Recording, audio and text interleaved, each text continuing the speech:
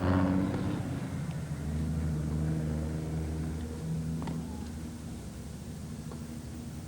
Kevin, we have a real young team, just one senior in our starting lineup, and several of the boys are freshmen and sophomores, so I'm really looking forward to 2 or 3 more good years of tennis here. How do you suppose seminary has been so fortunate to do so well over the years? You've won over 90% of your matches now. Obviously, part of that's coaching, but... Well, thanks for that, but actually a lot of our kids play in the Valley tennis clubs and so on, and the boys that we have presently are playing since they're 6 or 7 years old, some of them, so they've grown up with tennis. I think that's the main thing to say. But you told me before that over 1/6 of the student body is actively involved in organized tennis here. That's right. We have right now 55 kids actively involved in our tennis program, about 1/6 of our student body. Tennis is just real big now, and I think with our winning ways, it's going to continue that way. I really look forward to the years ahead. Congratulations.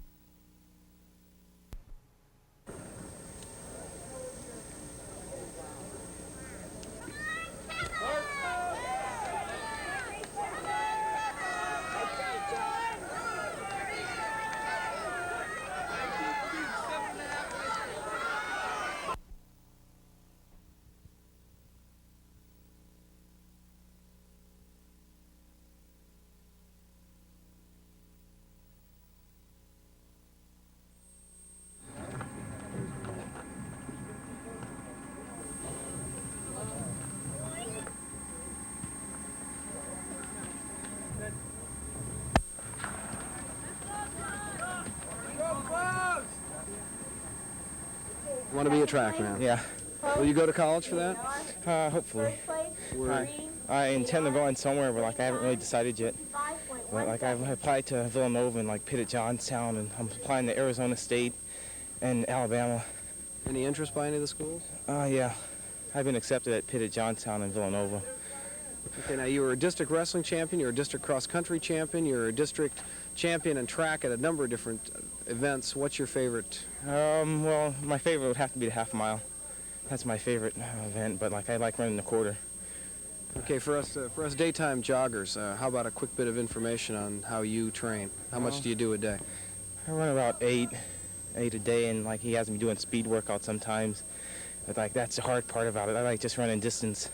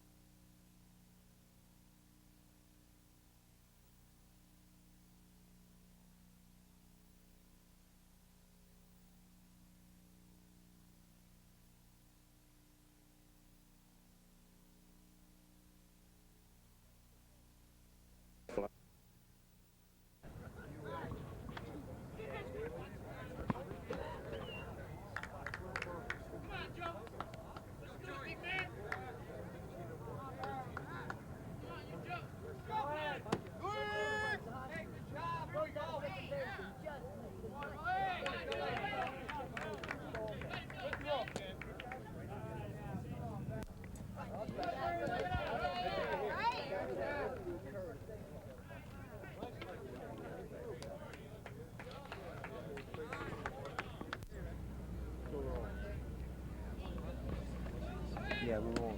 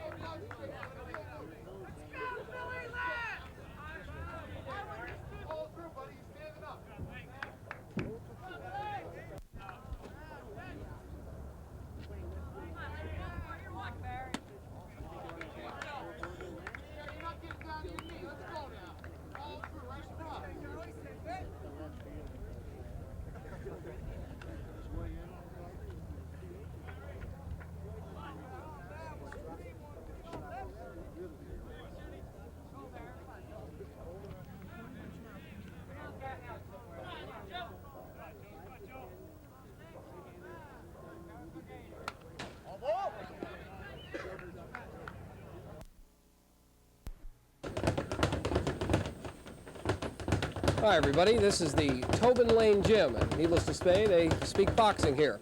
This is Joe Horvath's basement. For 10 years now, Joe's been training fighters for free. A number of years ago, he decided he'd like to get out of it, but the kids keep coming and they keep asking for the training, and so Joe keeps helping them. This is what he does as a hobby. Some hobby. That's Joe watching the boys busting guts with the medicine ball. You know, there's a group of interested fighters who turn up just about every day to work out. Joe was an amateur fighter himself years ago, always loved boxing, and decided to help other fighters get the break he never had. In 10 years, Joe's coached a couple of decent fighters around the area. These days, one of the main apples of his eye is his 17-year-old son, Mike. Mike's been boxing for about 2.5 years as a middleweight, and he has an amateur record of 16-5. He lost in the Scranton CYC fight night a couple of weeks ago to a member of the Italian national team. Mike was cut above his right eye, and he had to forfeit. That cut may keep him out of the fight night, which is coming up at Crestwood High School this Saturday night. That fight card is sanctioned by the AAU, and it begins at 8 o'clock. Whether or not Mike Horvath is there, it won't keep him from his daily training schedule of a couple of hours of work. Mike says he'd like to win a boxing scholarship to college. Speaking of the martial arts, a former Wilkes-Barrean returned to his alma mater tonight at Wyoming Seminary to give a fencing exhibition. Bearded Dave McConaughey became interested in fencing at the University of Pennsylvania. In fact, he got so interested and so good that he was on our Olympic teams in 1960, 64, and 68. Currently, Dave is the fencing coach at the University of Pennsylvania, and here he's fencing with his assistant, Jim Murray. Jim has a master's certificate as an instructor in fencing. Now, Dave doesn't have such a title, but Penn is number 2 in the nation in college fencing this year, and also Dave was named NCAA Coach of the Year. Like any other combat sport, the idea is to put your opponent off balance, get him within your striking range, and then deceive the defense, or be faster than the defense, whichever you can accomplish, so that you can score. And of course, you try to retain the initiative and the timing, just like in boxing, really.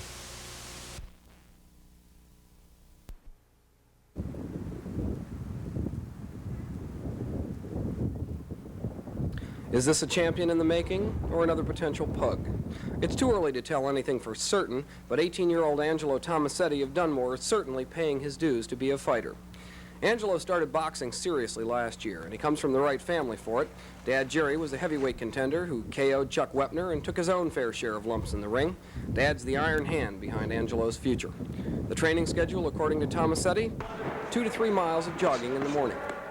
Then at 6 in the evening, it's over to Weston Field in Scranton to spar with Ralph Mithka for 3 or 4 rounds.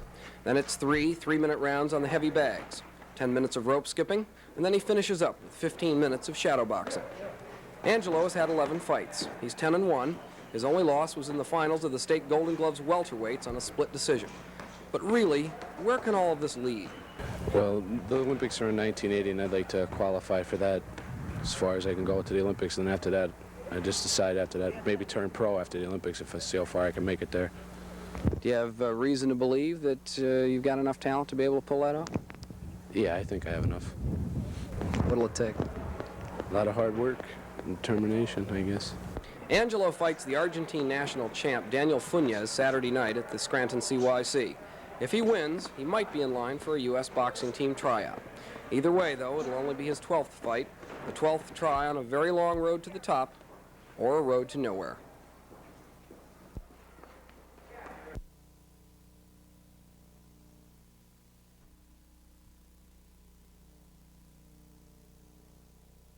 The shoes are German. The face is nothing but Irish, but the special long-distance runner determination comes in all shapes and colors. This is Dublin's Eamon Coughlin, and this 25-year-old miler is fresh from the AAU title in February in San Diego, and he's established himself as one of the men to watch the next 2 years as the world gears up for the Moscow Olympics. Eamon has been running since he was a 12-year-old schoolboy in Dublin. He's run long enough and far enough and fast enough to win 4 years of college at the distance runner's place of learning, Villanova. There's one thing that was always emphasized to me in Villanova through Coach Jumbo Elliott was routine, routine. He emphasized this more times, and I think it is important to keep a regular routine. Get up at the same time, eat at the same time, drink at the same time, and train at the same time every day. And when your body becomes accustomed to this routine, you will find your overall performances on the racetrack is a lot better. The Coughlin routine consists of running 7 days a week, at least 10 miles a day. Before competition, Eamon will do a couple of miles of jogging, then some stretching exercises, then a little more jogging before the event. Jogging for Eamon after 12 years is a routine his body is quite used to. But what about us ordinary folk who'd like the benefits of jogging? How do we start out? People who get into this jogging craze go out the first day and they run as far as they can, and they find themselves sore the next day and they quit because it's just too painful for them. Well, they've got to realize they're using muscles they have never used before, and I would just suggest that when you go out, just do a mile or two the first day. If you're sore, okay, just jog again, but you'll work this soreness out of you over a period of a week or two, and then you'll start building up from that.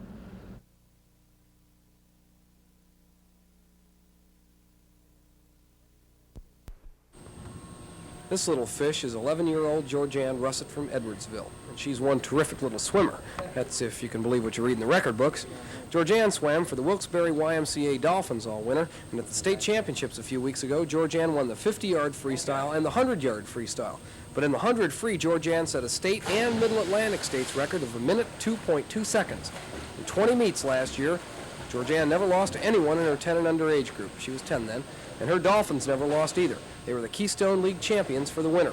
Georgianne swims all year round except for breaks between the indoor and outdoor season.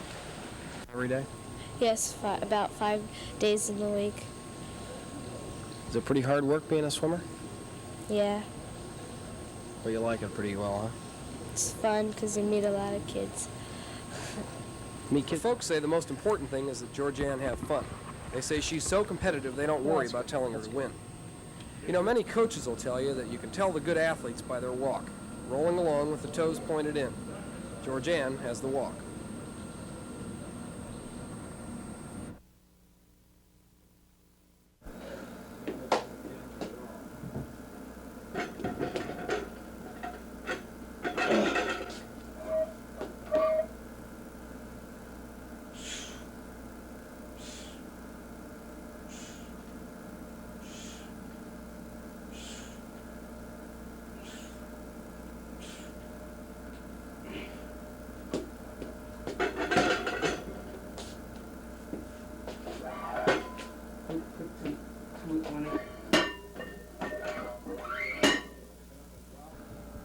And it'll take me just 2 hours just to squat. That's how long I take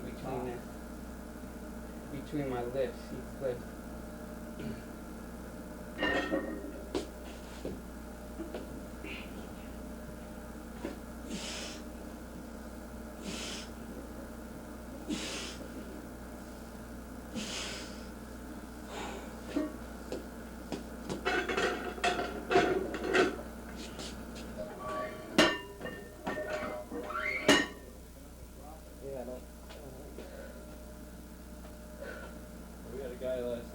Last night, roller skater.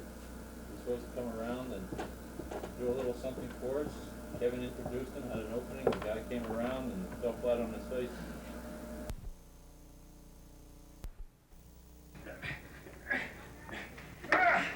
What you're watching is a warm-up for what you'll be able to watch all this Sunday at the Dunmore YMCA. Because this Sunday, the Dunmore YMCA is sponsoring the 1978 National Arm Wrestling Championships. The event is sponsored by the American Arm Wrestling Association, an arm, if you will, of the World Arm Wrestling Federation.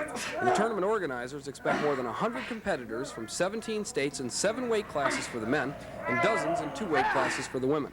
This is an amateur competition, and the first 3 finishers in each weight class receive trophies and a place on the United States team at the upcoming World Arm Wrestling Championships.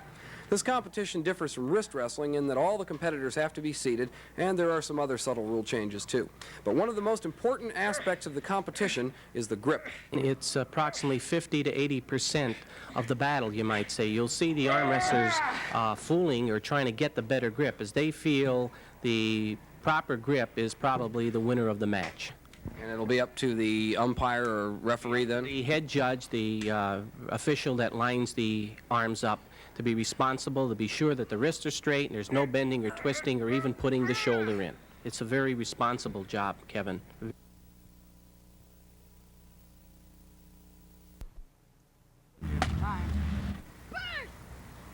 It's baseball season, and this summer thousands of children will play baseball for one of the hundreds of teams in northeastern Pennsylvania. They'll start as young as 7 or 8 years old to play Little League. It's safe to assume that more kids are involved in sports at this level than at any other. There are more teams. The selection process isn't nearly as rigid, but mostly it's the kids and their folks. Children who are trying baseball and the violin and dancing and fishing and ham radio and scouts just to see what they like and where their interests lie. Harry Caskey's been a coach of baseball, football, basketball, and bowling. Harry gets the kids the youngest, 8 and 9 years old, like Joey and Peter Schmidt. Most kids are trying organized baseball for the first time. Just look for the kid to learn how to play something, learn how to play his position, different position he likes to play. Maybe look back to say that I helped him a little bit, you know. Winning, everybody likes to win, but the most important thing is to teach the kids how to play the game. Well, I would like to have them learn how to lose as well as win, and also to have fun. I think it's good for them. It does keep them off the streets, and they have a good time. They seem to enjoy it. They don't like when they lose, but they like the sport itself. What do you like best? Winning. Would you rather not play if it meant your team could win, or would you rather play, even if you might lose? Play. It's hard to say just how important winning is at this age. Clearly, it's more fun to play than to watch. Jack Duda wrestles with the same problem. He's been a coach for 10 years. Jack says every kid on his team gets at least 1 turn at bat and 2 innings in the field in every game. Predictably, the results are unpredictable. Last year, his Larksville-Edwardsville Phillies finished 3rd in the league. This year, they're 1st, so far. I enjoy being with the kids, and if I could teach them a few fundamentals, so that's How important is the winning to you? not that important. Not that important. We don't stress winning. We just go out and have a good time. How important is it to you to win? Not that important. It's just a game. Jack even took a chance on the first girl in the Little League Majors in town. 11-year-old Karen Harper's a Philly, in more ways than one. Decent hitter, too, but she says she gets nervous in games and strikes out a lot. At this age, then, it appears that sports are mostly exploratory. Winning seems to be less important than playing at this age, and the coach plays the part of someone who exposes the children to experiences for the first time. The stakes do change, though, as the kids get older, and so does the coach's influence over his players. We'll look at high school, a tremendous winning tradition, and the effects of that tradition tomorrow on Eyewitness Sports.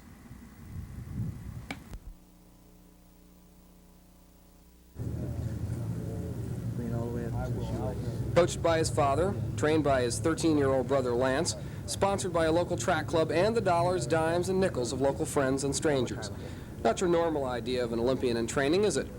But if you're a triple jumper named Harry Hamilton, and you're from Wapwallopin, and you have lots of talent, but you don't have lots of money, but you do want to enter the Junior Olympics next weekend in Nebraska, well, you do what you can, don't you? And that's where 15-year-old Harry Hamilton is at right now. For his age, he has the second best triple jump in the country at 45 feet, 5.5 inches. To jump that long, he has to train long, 4 days a week, 1.5 hours to 2 hours a day. He starts with a mile run, then he does 4 220-yard dashes, adds 25 minutes of calisthenics, and then he does his jumping. Dad is the coach, and Dad has strong ideas about what is and isn't good for young boys. And I believe in a sound body and a sound mind, a lot of rest, but I not only don't believe in weight, I'm opposed to weight training. Why? Because I think there's a natural growth process that young people must have. To pump weights and to go through all the unnecessary things, I think do more harm to the body than good. After a certain age, 18, 19, fine, go ahead, there's the full development. But the natural marsupiality, the natural growth, the natural development must be there. And I think you do more harm to the athlete than good by weight training. Let them walk. Plenty of walking, plenty of isometrics, isotonics, no weights. The Hamiltons have good ideas about training athletes, but they don't have the kind of money that it takes to get Harry to the Junior Olympics. They were lucky. They have friends who do. The Wyoming Valley Striders Track Club gave Harry the plane fare for the trip. Former Nanticoke football coach Dan DeStasio launched a collection fund. Friends held bake sales. Harry has the money, and he'll make the trip. Does he feel any pressure? I wouldn't say there's a lot of pressure, and if I don't make it or if I don't win, there's always next year. So I'll look forward to next year if I don't make it this year. The Junior Olympics are the weekend of the 13th in Lincoln, Nebraska. Harry will be there, so will trainer brother Lance and coach father Stan. And in spirit, so will Dan DeStasio and all the other people who helped make it happen for Harry Hamilton.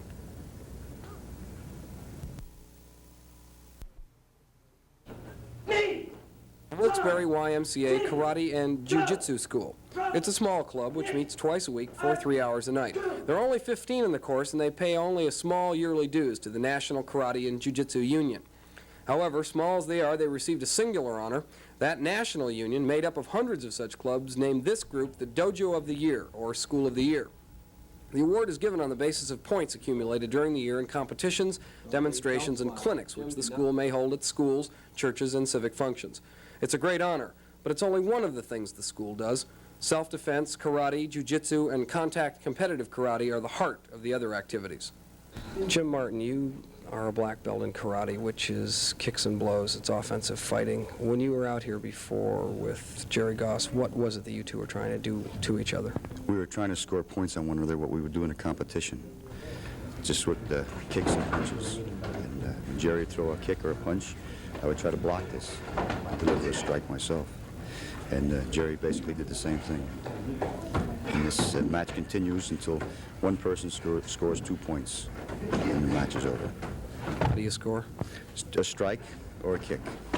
Either a punch, a kick, and that's basically how you do it. It has to be a clean blow. Oh, it has to be a clean blow. You have 5 referees, and 3 out of the 5 have to see this technique to confirm it. Martin, you are a black belt in jiu-jitsu, which is fundamentally different from karate in that it's self-defense as opposed to attacking. Basically, what were you doing in the demonstration you were providing before? The first part of it that you've seen was self-defense, which is called jiu-jitsu, or a streets attack, or any attack that's made on the outside. And the second part you saw was sport judo, which is done in contest, which we have matches just like karate in the same basically way. And you saw the throws, which when the fellows asked what was happening, well, those throws aren't done that way in a contest. They are taken as you can take advantage of your opponent. The Wilkes-Barre Y. You never know what you'll find over there.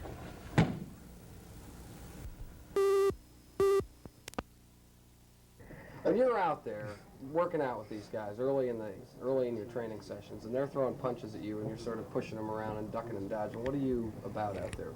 Just training. I hope nothing happens in the fight, but in case I do, I'll do the rope-a-dope. In case I get hurt from it, I'm dazed and need 20 seconds to recuperate, I go rope-a-dope. I got ways to put my guard down, letting men throw punches at me, getting sharp, trying to see if I can make my head move quick enough to get away from the punches. You satisfied? One time I dance and move in case I have to dance. I'm just like making a cake. The eggshells, the flour, the nutmeg, everything is all over the table. It's a messy looking thing. Watch me make a cake. When you pull the cake out and let it cool, it's ready. So I'm making the cake now, so don't pay attention to how I look. You see eggs and shells over here, and flour and nutmeg over here, and milk over here, and cream butter over here. But when I get it all together, when the money's in the bank, the $4 million, and the bell says ding, and the Superdome is packed, and for 2 billion people in 79 countries are watching 4 satellites, then what I do counts. Speaking of baking that cake, they tell me that you're not as interested in baking the cake as you were when you were a few years younger. They said now they have to get you up to run, whereas before you used to get them. That's a story. I get myself up to run. Nobody made me train. But one thing about this fight is that I know it's my last one. I have nothing else to do but to beat Spinks and retired champion. Retired champion, but the first in history 3-time champion. Are you going to be able to withstand the money? Is that money not going to seduce you to go back in the ring? And well, what if they give you $10 million to fight Holmes? What about that? That's $5 million after tax. Okay. And my image to the world and the hearts of people that love me, being hurt if I go out losing and disgrace, is more than $5 million. I can pick up $5 million in 2 or 3 meters.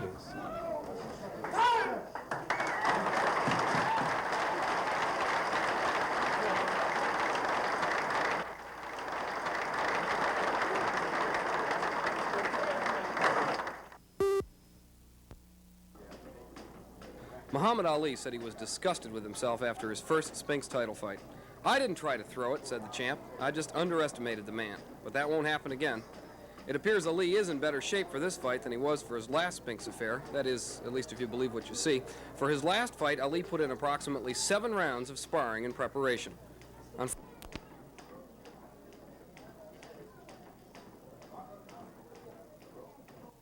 I got 4 weeks to go, see. You think you'll be 9 by the time? I'll be 10. I'm telling you, I'm doing things this I've never done. I'm running harder. Cause the last time, my whole life is I live with this rest of my life. I'm training harder. I'm refraining from sugar, sweets, everything. I'm just going to kill myself once. I've always jabbed and broke laws and always got by. This time, for once, I'm doing it all right. And I sign no autographs. I'm resting. Going to bed early, up early, running extra heels, almost fainting or killing myself, exerting myself, eating the right foods, resting, not even driving my car. I'm letting people drive because too much tension on you. I'm just doing everything right. I'm put it all together and come in about 216, 217 and dance like Ali should. Ali uses his sparring partners in a certain way. He starts off with a heavy hitter, in this case, Purcell Davis. Ali will throw very few punches. He'll use Purcell as the test of his quickness and his faking ability and his ability to take punches. Davis worked on him for 3 rounds, mixing in shots to the head and blows to the body. He did all that under the watchful eye of former heavyweight champion Jimmy Ellis. Ellis has been in the Ali corner for 3 years. He was the champ during Ali's exile in the late 60s. Ellis coaches the sparring partners from the sidelines. He reminds them to do the things that Spinks will be doing the night of September 15th. After the heavyweight comes a light heavy named Bingo Smith. Bingo's been in camp for about 3 months working out. He combines power and speed, and Ali uses him in different ways, either for counterpunching or for pursuit. Finally, Ali spends 2 rounds with middleweight Fred Torpedo Reed from Chicago. Torpedo's just arrived in town, and he's the speed merchant. Ali says he usually saves the fastest man for last when his arms are the most tired. Then it's more taxing for him to trade flurries with Torpedo, and it's better for his overall condition. The champ, of course he's not the champ, but once you were, you always are in the hearts of the loyal. The champ plans to use each man in different ways, and he says he plans at least 300 rounds of sparring action before September 15th. We know what he gets out of his sparring partners. What do they get? Where are they headed? We'll take a look at one of the men tomorrow as we spend another day at Deer Lake with the champ, training for number 3.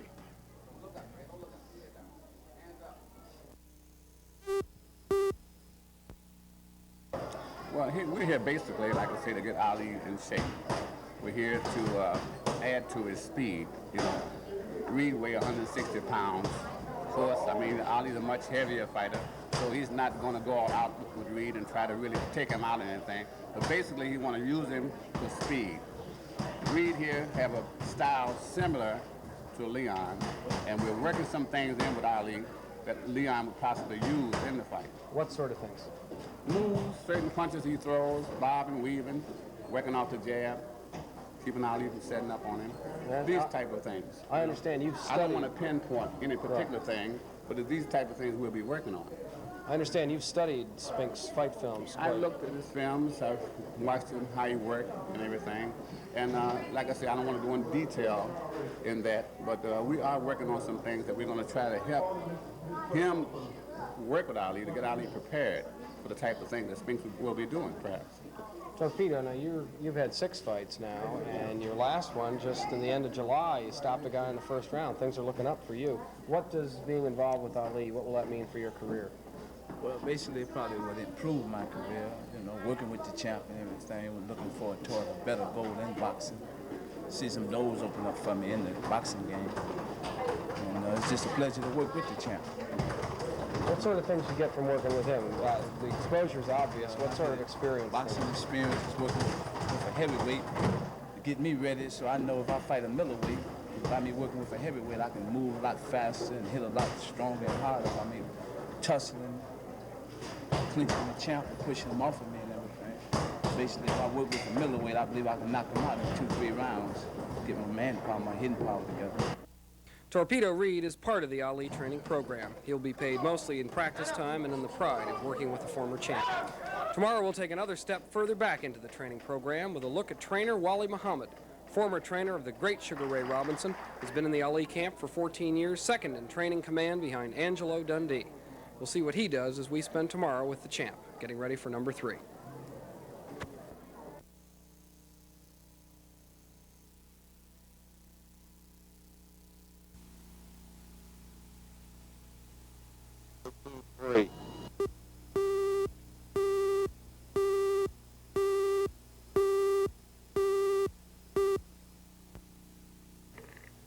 I'm in charge of all this equipment. I have been getting in shape mentally and physically.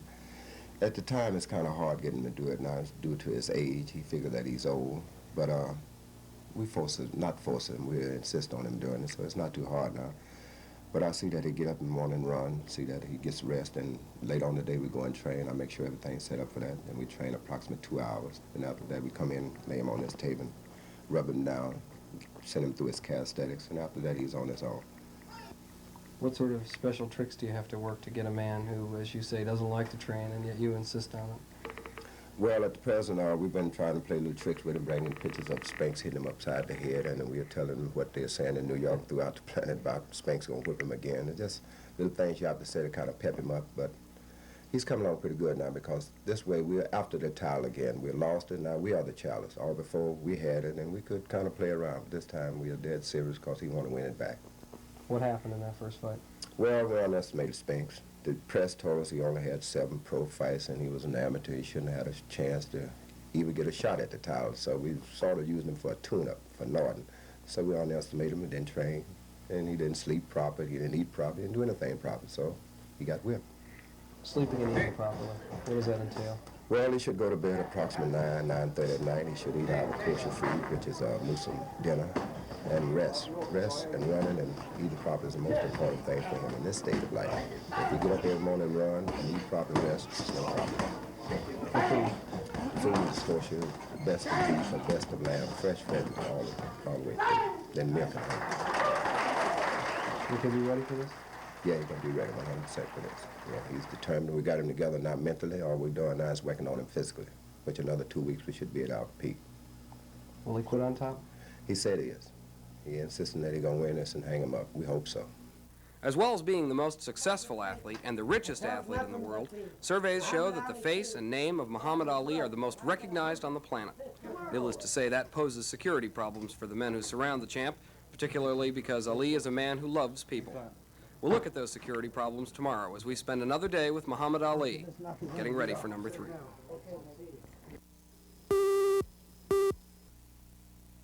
More than any other athlete of all time, you might say that Muhammad Ali is really a man of the people. He loves his people.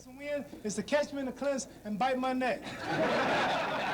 If I keep these 2 fangs off my neck, I'll win. But to talk about Muhammad Ali and people is to talk about people and more people. They follow him everywhere. They're great fans, but oftentimes the amount of attention that they demand from him reduces his energy. And so it poses very special security problems for the people who try to protect him from the fans and not push the fans away from him. He thrives off people, whereas a normal celebrity or politician or governor or someone of that line, they're more security conscious. You could maneuver them and work things with them better than you can with a man like Muhammad Ali, because people is his thing. That's what he thrives off of that. So it puts you in a tough spot, because on the one hand, I'm sure that he wants to spend as much time as he can with people, but on the other hand, you must realize that sometimes it's not good for him. How do you work that out? Well, that's what we try to work it, whereas he doesn't know that we're doing it. We try to little tricks every now and then. See, a man like Ali won't go out of a back door if he knows 1,500 fans in the front. You can't do that to him, because once he finds that out, he'll be very angry with you. So you have to try to maneuver him and protect him as much as you can and work around the crowd. You have to get used to that bodily crush and autographs and all of that. Is the way to a man's heart through his stomach? Is the way to a better fighter's body through his stomach? It's hard to say, but tomorrow we'll talk with a lady who says that she's built the champ. Her name is Lana Shabazz, and she's been cooking for Muhammad Ali for 15 years. Join us tomorrow on Eyewitness Sports as we spend another day with Muhammad Ali, training for number 3.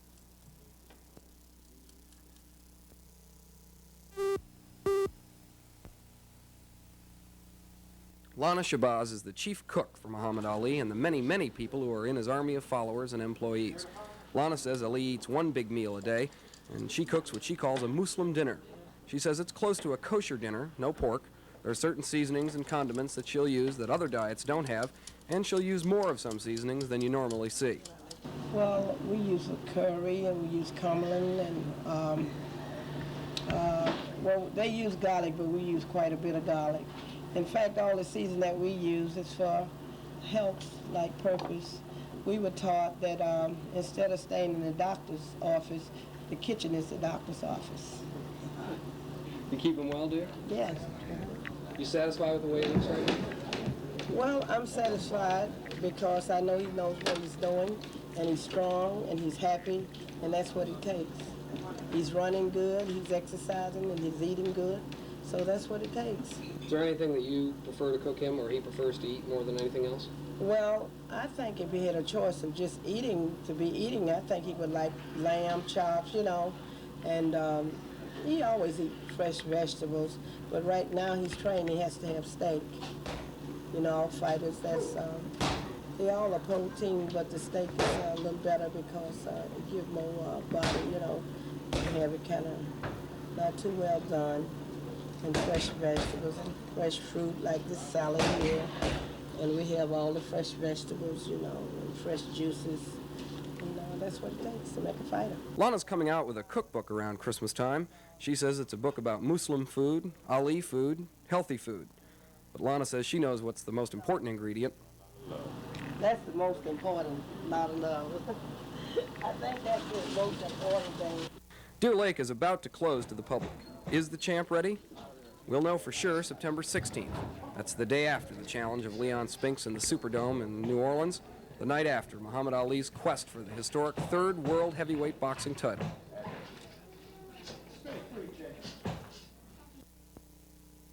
Anybody can run against anybody, but I would say, you know, what we work on just mostly is our strength and speed, and we're very fortunate to be under John White, JT White, better known as JT White, and Coach White's been around the game, and he understands ins and outs, and you know, we're fortunate to benefit from his knowledge of the game, so we'll be ready to go, we hope, so we'll be working. Toughest game this year? All of them. I think. That's the truth. They're all going to be tough, especially like now that everybody's fans, everybody expects us to be number one. You know, a lot of expectations. So all the teams will come here and try to knock us off. They're probably going to play their best game against us, which they usually do. So all of them's going to be hard. You got to take it one at a time. Earlier today at the Tanglewood Golf Course near Greentown, they were talking ladies golf of the satellite variety. This morning was the kickoff of the Lpga Hall of Fame Classic. The tournament's worth a total of $30,000 in prize money. The winner will get $4,500 of that. It's a field of 38 ladies, 35 teaching and touring pros, and 3 amateurs. And the competition is of a high standard. Many of the women just missed the cut to go to the European Championships going on in England this week. Amateur Sue Cochet of Lancaster and pro Mary Bryan were 2 of the early starters today.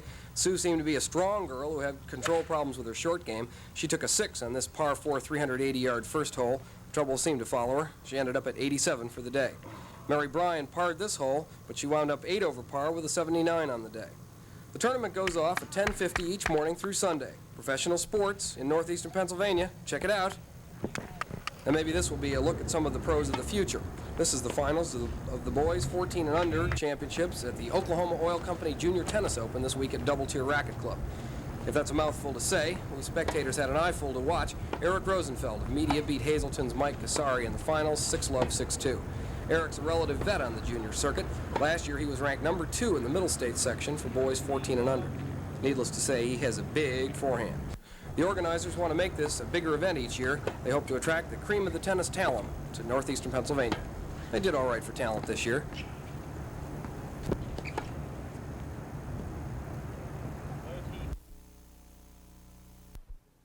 Would you believe that there are lots of fish in the Susquehanna River around Wilkes-Barre? Would you believe that from Scranton south in the Susquehanna, not only can you catch lots of fish, but you can eat what you catch? It's true. The river is getting cleaner. Many of the mines have filled with water. That's according to the State Department of Environmental Resources. Many of the communities have stopped sending raw sewage into the river. And now, south of Scranton, the PCB levels are low enough so that you can catch and eat bass, pike, catfish, even the suckers and carp are clean enough to eat, if you like that sort of thing. The State Department of Environmental Resources says that north of Scranton, the water is polluted by plants from New York State, and it's not safe to eat much of what you catch. The river is getting cleaner down around Wilkes-Barre, though.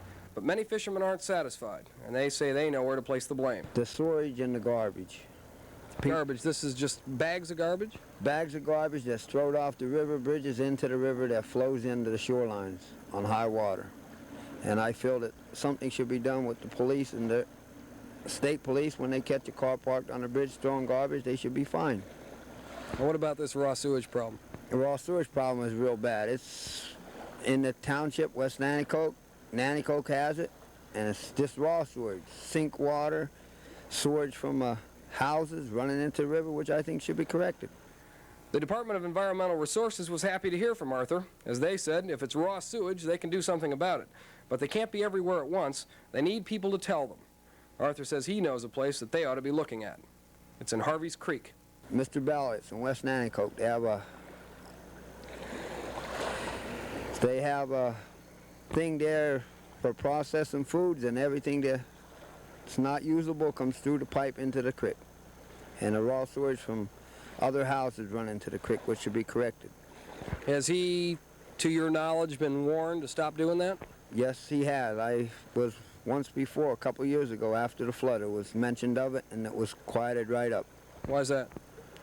I guess because he's a supervisor.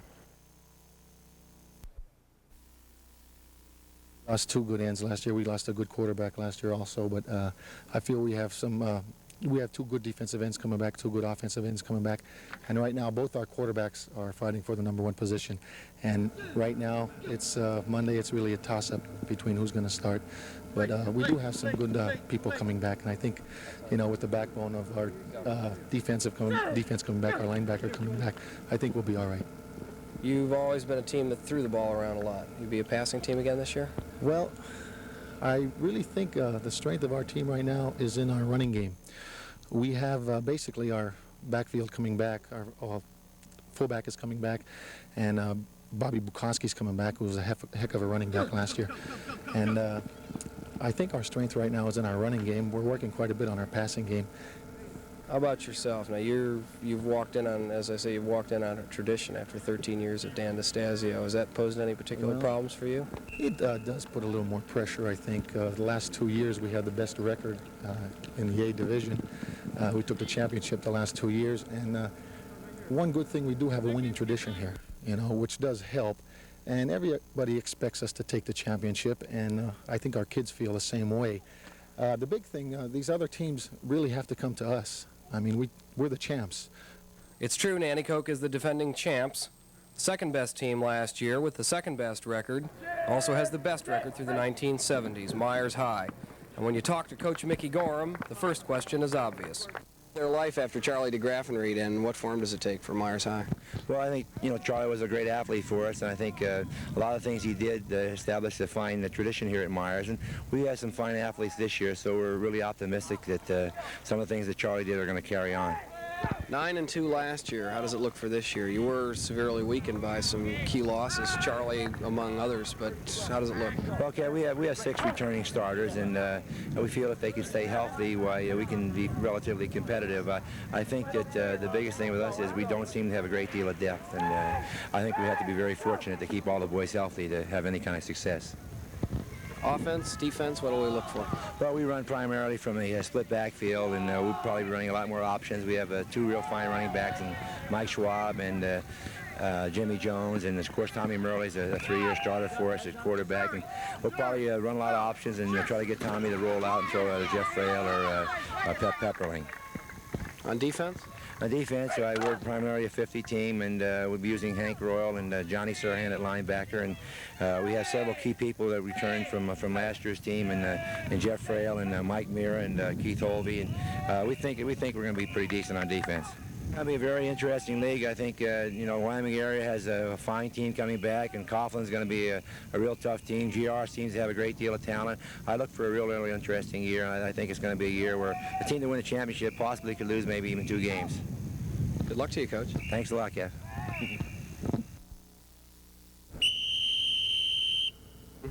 Coach Emil DeCantis will tell you, if you ask him, that for the past 5 years, Scranton Central has finished on the top 3 in the Big 11 Conference.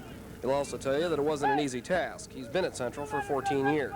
In the early days, the boys used to stay at the junior high schools until they were juniors, and DeCantis would only get them for 2 seasons, so he didn't get much of a look at them. Lately, he says, though, he's benefited from a very strong freshman football program. Kevin, we expect a good year out of the boys that we cut back. We lost some great players in Mike Munchak and Mike Molinaro, but we have some great players coming back with experience. Scranton Prep, Charlie Rader, of course, who was with us in our freshman program. And we're going to throw the football a little bit more than we have been. People have been playing us for the run, and I think this year we're going to open up a little bit more because we have the talent to do it. So, yeah, but that's what we're counting on anyway, you know. Changes on offense. What about changes on defense? What do we expect to see there? Defensive personnel, we lost some great ends, defensive ends, in Pat Bellardi and Bob Barron, and we have some young boys playing in those spots. And depends on how fast they mature is how tough we're going to be on defense. We've got some good linebackers in Lee Schoner, and our outside backers, Mike McCabe and Tommy Sermonar, are doing a great job for us. So I think defensively we shouldn't be hurting that much. Time will tell, and Friday night will tell. Would you like to prognosticate on the season?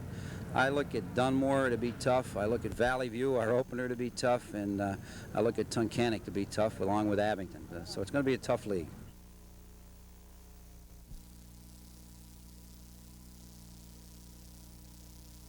Well, Kevin, we're working hard to get our youngsters ready to fill the shoes of some of those seniors that we lost. So far, we've been showing a great deal of attitude, a great deal of enthusiasm. We have a lot of inexperienced boys. Basically, we're doing the same things, and we just hope that the backup work that these boys received last year carries into this year. We're opening with a very, very tough game Friday night with Scranton Central. They're big, they're strong, they have excellent defense, they're excellently prepared. They have a big backfield, so it's going to be a great test for our young kids. Our kids are going to have to hang in there and fight them tooth and nail. Last year, you had 2 excellent quarterbacks and a couple of excellent receivers. Most of those people are gone. Will that change the way you approach offense this year? No, we're a wide open game. We have Barry Cavagnaro at quarterback this year, has been showing some excellent promise. I feel our receivers are also good, so we're going to put that ball up in the air and hope we catch it again, not the opposition. Okay, John. Size-wise, how do you compare with last year? Oh, we're probably about the same size as last year. We'll probably be the smallest team in the Big 11 again as we were last year, but we're going to try to emphasize again our speed and our quickness. I thought last year we were the quickest team in the Big 11 when the season was over. Now, I'm not making any predictions this year, but I hope to be the quickest team again. I hope to. I really don't know if we will be. What's your secret? You don't win over 70% of your games over this amount of time. As you say, you fielded a small team, but you managed to outquick everybody and have a great record. What do you do that's different? Well, we get some youngsters that like to play football. We work hard with them every day, and we just hope the ball bounces the right way, Kevin. There's really no secrets. A little hard work and a lot of athletes that want to play the game.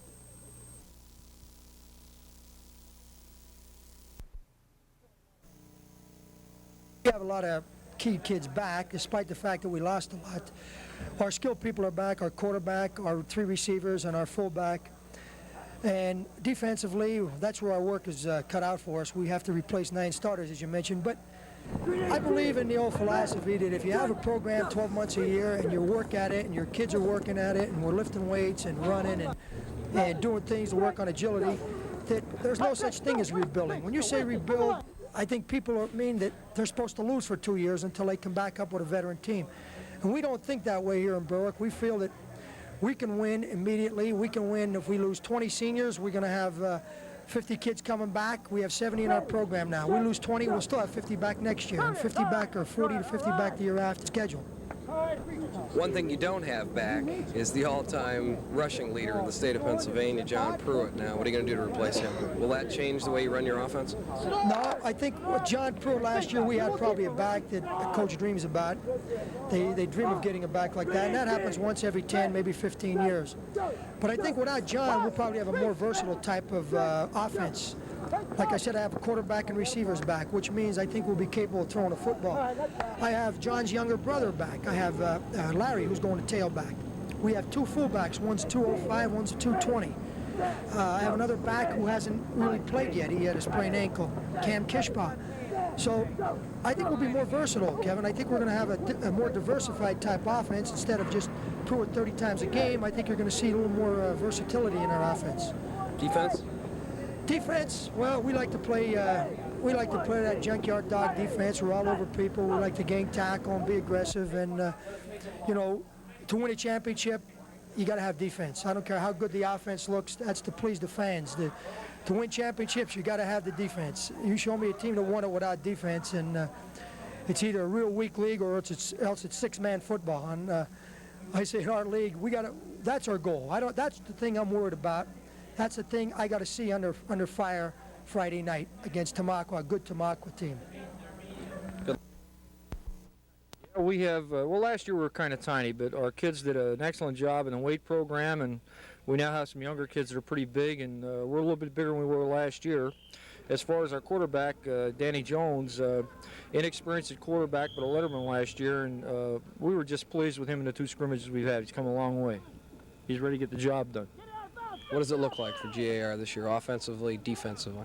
Well, GAR, we haven't changed anything. We've gone with the things that we know and the things we understand and things we've had success with in the past. And offensively and defensively, we haven't changed too many things. We've changed a few things, but it's a funny thing when you're in sport. You do the things you understand and the things you have success with. And once you have success and you're fundamentally sound and as simple as you can get, and they execute, it doesn't pay to change anything. It's all blocking and tackling. In my own opinion, I think that the football team that has luck on their side, doesn't get key people injured at key times, is going to be the dominant football team. And there could be other football teams at the beginning of the season could be just as good, but luck is going to play a part in who gets hurt and who doesn't get hurt, and that's critical with anybody. And it's critical with us and anybody you talk to. So that's important. Luck. Good luck. Thanks a lot. Thanks a lot, Kevin.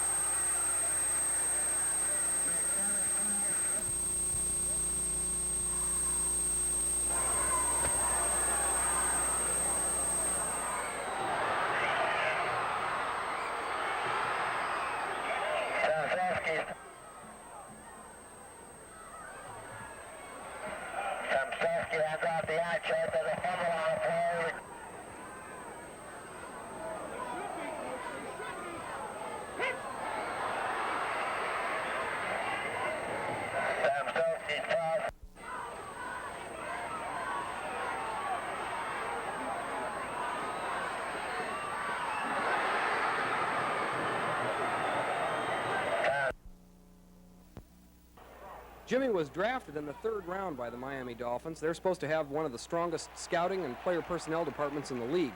They play what's called a 3-receiver offense, and during the offseason, the Dolphins had traded their 3rd man, Freddie Solomon. The way was open for a new receiver. I was a little jittery before the game because I knew it was my first one, and this one counted, and that was the thing I kept remembering all day. But when I got out there and forgot about it was the New York Jets and it was our first regular game, it was the same as preseason. Jimmy didn't start yesterday, but with 5.5 minutes left in the first quarter, number 81 was in for a 3rd down passing situation, but reserve quarterback Don Strock was off the mark. The announcer was off the mark, too. All during the game, they alternately called number 81 Jimmy Cefalo, Jimmy Cefalano, and Jimmy Celifano. That snafu continued through the 2nd and 3rd periods, when the Jets were taking advantage of inspired offense and defense to monopolize the game. That included a great interception by a former Penn State teammate turned Jet, Greg Buttle. The linebacker ran the ball back more than 20 yards. It killed another Dolphin drive. Well, I think we didn't get a break early in the game, which we needed when we kept making some mistakes, gave up the ball early, and really never got going on first down after that. We've got to, we keep saying we've got to make 4 or 5 on first down. We just couldn't seem to get that pattern established. Finally, in the 4th quarter, with less than 2 minutes left in the game, the issue no longer in doubt, Miami's reserve quarterback, Guy Benjamin, hit Jimmy with a long one, 48 yards long to be exact, the longest catch of the day. When he got up off the ground, they even pronounced his name right, but more important, it gave the Dolphins the ball on the 7. 3 plays later, Benjamin hit Lloyd McCreary in the end zone, and the game ended 33-19 for the Jets. Coming from a winning tradition and going to another winning tradition, the pattern is the same. You're playing with people who are used to winning and a coach who's used to winning, and it's a quiet locker room, and I think the feeling is exactly the same as in college. Jimmy reminded me that it's a long season. He said not to give up on the Dolphins. Without Greasy, they'll be back. And it looks as though Jimmy Cefalo will be around to see them, whatever they do. The people started to arrive early for this meeting of the Hanover Area School Board. They'd heard rumors that wrestling coach John Carr was to be fired and replaced by his assistant Joe Altavilla. Carr had been conspicuously successful in 11 years at Hanover Area.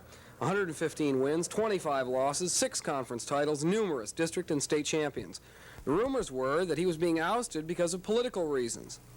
Rich Sanders, you're vice president of the Hanover Area Education Association, and I believe you have reason to believe that this is a political firing? Yes, I have a very good reason to believe it's a political firing. I talked to several members of the school board on Saturday, and none of the members denied that it was a political firing. Indeed, several members did indicate that there were political ramifications, and that was the reason that John Carr was being fired.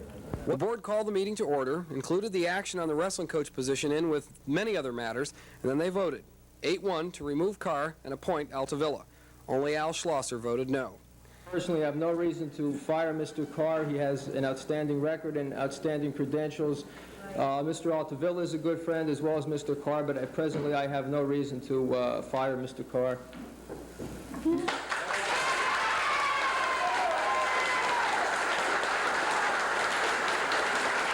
The people in attendance evidently agreed with Schlosser. Repeatedly, they demanded to know why Carr was being replaced. It had nothing to do with Altavilla's qualifications, they said. It had nothing to do with Altavilla at all. They wanted the man who had made Hanover area wrestling to remain as coach. Finally, the board called a recess, a 10-minute recess, which lasted 45 minutes, and when they emerged, most of the people at the meeting felt that it was probably worth the wait. We've come to a conclusion, to an understanding of this whole situation. And at this point, I'd like to read a prepared statement from both men.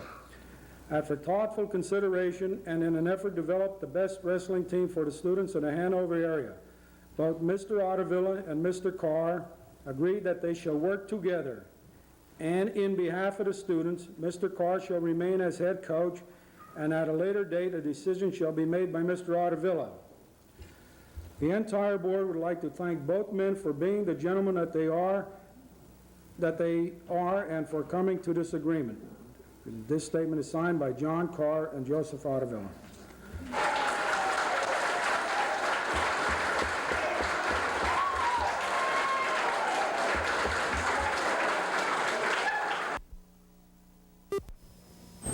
Hi, everybody. Over at Kirby Park today, dressed this way for a worthy cause, I hope. Next Sunday, September 17th, from 10 to 4, the American Heart Association is sponsoring a run for research here at Kirby Park. I'll be one of the runners. I'll be here running around the track all day, or for part of the day in any case, trying to raise money. Hopefully people will pay money for every lap I run. Now, I'm a rope skipper. I'm not much of a jogger, so I probably won't go very far. But for you long-distance runners out there, if you think you can find some people who are willing to put up money for every lap you run, well, do it. Goes for a worthy cause. You can get an entry blank like one of these things right here at the McDonald's. That's the local program. Statewide, there are several runners from northeastern Pennsylvania who are going to try to run across the state from Harrisburg to Pittsburgh. Sounds crazy, but yesterday I talked to Greg Nelson from King's College, and he told me what the group has in mind.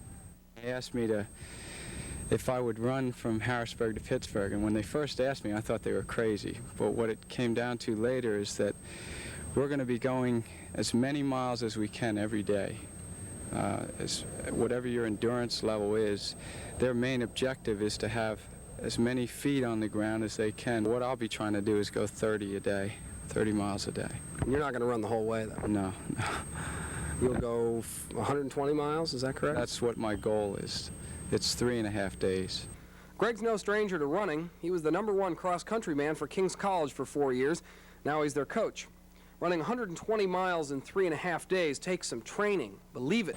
I've got it up to now about 12 miles a day, but every once in a while I'll go out and do an 18 or 20.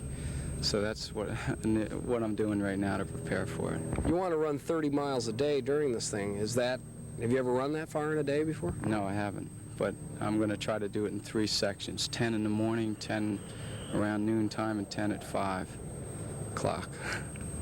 Greg says his shoes cost him $40 a pair. He runs through about 10 pair a year. And as for this run for research, well, some people are putting up some money to sponsor him. They'll give him the money for the distance he runs. He'll give that money to the American Heart Association. But no matter how much money he raises, though, Greg has a really good reason of his own to be back out there. When he was a runner, he weighed 140 pounds. 3 years of non-training and smoking a pack of cigarettes a day got him up to 180. He's been running for 6 months. Now he's back to 154 pounds.